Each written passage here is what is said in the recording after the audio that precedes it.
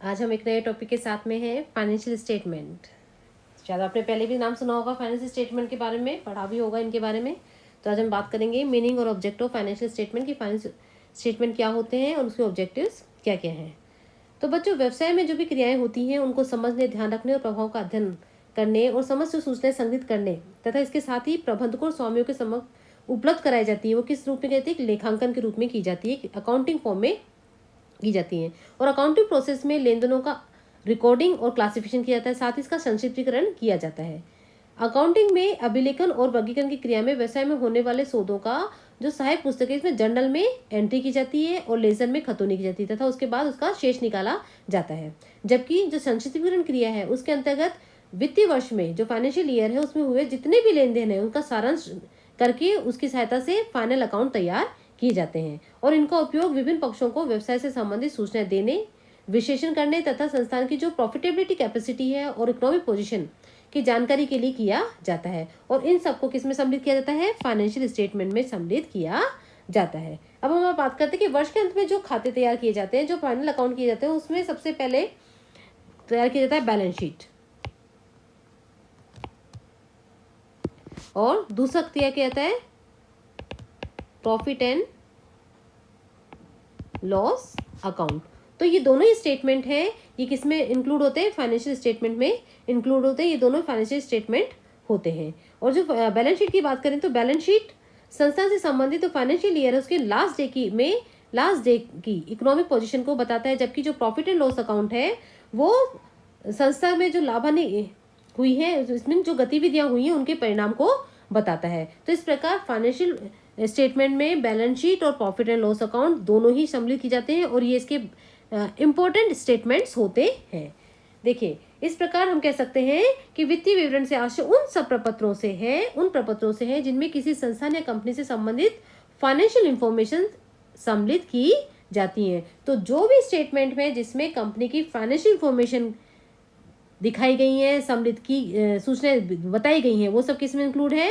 Financial statement में। तो अब देखते हैं इसकी डेफिनेशन के बारे में बात करेंगे कि हार्वर्ड और उपटन हमें क्या कह रहे हैं। हार्वर्ड और उपटन कहते हैं, although any format statement expressed in money value might be thought of as financial statement, the term has come to be limited by most accounting and business writer to mean the balance sheet and profit and loss account। तो ऐसा औपचारिक विवरण जो मुद्रा मूल्यों में प्रदर्शित किया गया हो। देखिए, किसकी बात की गई है? मनी वैल्यू की। ठीक है, वित्तीय विवरण के नाम से जाना जा सकता है कि जो भी फॉर्मल स्टेटमेंट है जिसमें मनी वैल्यू की बात की गई है, मनी वैल्यू से रिलेटेड है, वो सब क्या है? फाइनेंशियल स्टेटमेंट है। फाइनेंशियल स्टेटमेंट है। अधिकतर लेखांकन व्यावसायिक लेखक इनका उपयोग केवल balance sheet and profit and loss account जो स्टेटमेंट है उसको ही शामिल करते हैं, उसके लिए ही इसकी बात करते हैं।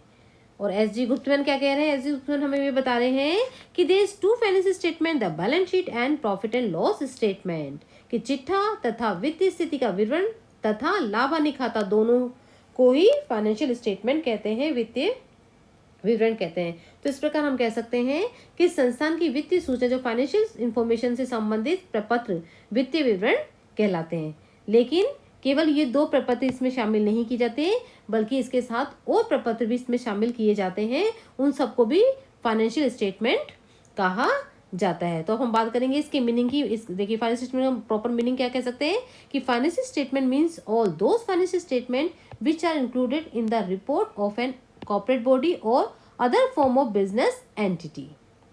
Generally, profit and loss account, balance sheet, cash flow statement, fund flow statement, statement for shareholder interest in enterprise, statement for retained earnings, value addition statement, or all other such monetary statement are included in the annual report। तो जितने भी statement हैं जो कि annual report में शामिल किए गए वो सब किसमें क्या होते हैं? फाइनेंशियल स्टेटमेंट होते हैं। तो इस प्रकार कंपनी के वार्षिक जो प्रतिवेदन होते हैं उसमें जो भी प्रपत्र तैयार किए थे, स्टेटमेंट तैयार किए थे, वो सब किसमें इंक्लूड हो जाएंगे? वो सब क्या होते हैं? फाइनेंशियल स्टेटमेंट होते हैं। अब हम बात करेंगे कि फाइनेंशियल स्टेटमेंट बनाए क्यों जाते हैं, इसके क्या ऑब्जेक्ट होते हैं। तो बच्चों देखिए, फाइनेंशियल ऑब्जेक्ट बनाना, सबसे पहले तो बात करेंगे स्टेटरी रिक्वायरमेंट है कि जो भी कंपनी है, जो संस्थान है, उनको फाइनेंशियल स्टेटमेंट बनाना अनिवार्य है और एक इनका निर्धारित फॉर्म होता है, एक प्रारूप होता है, उसके अंदर इनको बनाने पड़ते हैं। तो वित्तीय विवरण सभी व्यवसाय संस्थान और कंपनियां बनाती भी हैं, उनको जरूर भी है। वित्तीय विवरण बनाने का उद्देश्य सभी संबंधित पक्षों को, संबंधित पक्ष मीन्स जो उस संस्थान से संबंध रखते हैं, को संस्थान से संबंधित वित्तीय सूचनाएं किससे मिलती हैं? फाइनेंशियल स्टेटमेंट से ही मिलती हैं।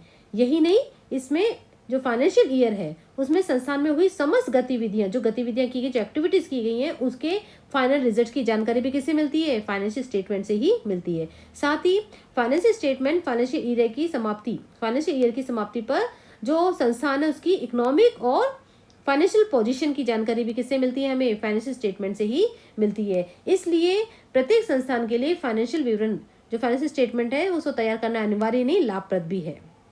अब हम बात करते हैं कि इसके ऑब्जेक्ट क्या क्या हैं, तो क्यों लाभप्रद है वो भी बात कर लेंगे हम कि क्या ऑब्जेक्ट है इसके। To give knowledge of annual activities and result,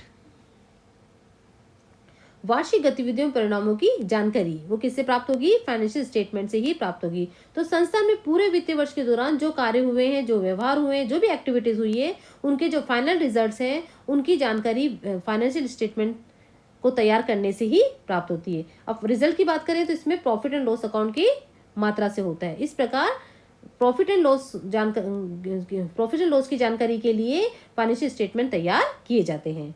next है to give knowledge of fund flows and cash flows, तो कोष और रोकड़ प्रवाह की जानकारी भी किससे मिलती है? फाइनेंशियल स्टेटमेंट से ही प्राप्त होती है। अब संस्था में फंड फ्लो और कैश फ्लो की पोजीशन क्या है, वो कहाँ से आ रहे हैं, किस में इनका उपयोग किया जा रहा है, इन सब की जानकारी के उद्देश्य फंड फ्लो स्टेटमेंट और कैश फ्लो स्टेटमेंट तैयार किए जाते हैं, और ये दोनों ही क्या है? फाइनेंशियल स्टेटमेंट है। नेक्स्ट है to give available information for analytical study, विशेषात्मक अध्ययन के लिए सूचनाएं उपलब्ध भी हो फाइनेंशियल स्टेटमेंट से ही मिलती हैं। तो संस्था के जो स्वामी हैं, मैनेजर हैं, इन्वेस्टर्स हैं, ऋणदाता तथा अन्य हित रखने वाले व्यक्ति हैं जो कि संस्था में हित रखते हैं, को विशेषात्मक अध्ययन के लिए जो एनालिटिकल स्टडी है उसके लिए भी जो इंफॉर्मेशन चाहिए वो भी किससे मिलती हैं? फाइनेंशियल स्टेटमेंट से ही मिलती हैं। इसलिए फाइनेंशियल स्टेटमेंट बनाना बहुत ही जरूरी है। नेक्स्ट है to give essential information to the management, और जो प्रबंधक हैं व्यवसाय के, उनको आवश्यक सूचनाएं भी फाइनेंशियल स्टेटमेंट से ही मिलती है। वित्तीय विवरण तैयार करने के पीछे एक महत्वपूर्ण उद्देश्य प्रबंधक वर्ग को आवश्यक सूचना उपलब्ध कराना भी है। इसके माध्यम से उन्हें प्लानिंग करने में, पॉलिसी डिसाइड करने में और जो प्रबंधकीय कार्य है उनको सुचारू रूप से चलाने में सहायता मिलती है। नेक्स्ट है to give knowledge of economic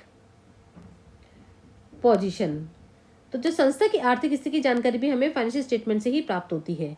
अब हमें मानते हैं कि जो व्यवसाय है उसको समय समय पर ये जानकारी कर लेनी चाहिए कि उसकी आर्थिक स्थिति किस प्रकार से चल रही है, क्योंकि अब अचानक से हमें ये पता लगेगा कि व्यवसाय हानि में चल रहा है तो उसको संभालना मुश्किल हो जाएगा। तो समय समय पर स्थिति की जानकारी के लिए भी फाइनेंशियल स्टेटमेंट तैयार किए जाते हैं और इसके लिए स्थिति विवरण बनाया जाता है समय समय पर जो जानकारी के लिए। और स्थिति विवरण भी क्या है? फाइनेंशियल स्टेटमेंट के ही प्रमुख स्टेटमेंट है, तो इसलिए भी ये बहुत ही जरूरी है। हेल्पफुल इन कंपैरेटिव स्टडी, तो कंपैरेटिव स्टडी के लिए भी फाइनेंशियल स्टेटमेंट ही बनाए जाते हैं। संस्थान में विभिन्न वर्षों के मध्य तुलना करने तथा दो भिन्न संस्थाओं के मध्य तुलनात्मक अध्ययन करने की, जो कंपैरेटिव स्टडी करने के लिए जो चाहिए इंफॉर्मेशन है, उन सबके सब्जेक्ट मटेरियल भी हमें फाइनेंशियल स्टेटमेंट से ही मिलते हैं। तो कंपैरेटिव स्टडी के लिए भी फाइनेंशियल स्टेटमेंट तैयार की जाते हैं।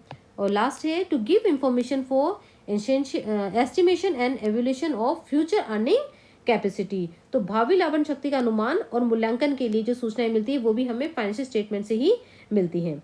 हम ये बात करते हैं कि व्यवसाय का मूल उद्देश्य क्या है? लाभ कमाना होता है, और स्वामी हमेशा ये चाहता है कि लाभ में वृद्धि हो, और इसके लिए स्वामी को भावी लाभान्वित शक्ति का अनुमान और मूल्यांकन करता रहता है। और जो कब करेगा? जब उसको उस व्यवसाय की, उस संस्थान की फाइनेंशियल पोजीशन की जानकारी मिलती रहेगी। इस हेतु जो भी इंफॉर्मेशन सूचनाएं चाहिए गई हैं उन सबको उपलब्ध कराने के लिए फाइनेंशियल स्टेटमेंट बनाए जाते हैं। तो इस तरह से फाइनेंशियल स्टेटमेंट बनाना न केवल संस्था के लिए बल्कि उससे संबंधित जुड़े हुए अन्य व्यक्तियों के लिए, उसके अलावा संस्था की पोजीशन जानकारी के लिए, उसकी कैपेसिटी, प्रॉफिटेबिलिटी के लिए, इन सभी के लिए ये बनाना, जानकारी के लिए बनाना बहुत ही जरूरी है। तो इस प्रकार फाइनेंशियल स्टेटमेंट किसी भी व्यावसायिक संस्था के लिए अनिवार्य ही नहीं, लाभप्रद भी है। तो ये है इसके ऑब्जेक्ट, इसका मीनिंग। अब नेक्स्ट वीडियो में हम इसके आगे की बात करेंगे। Thank you.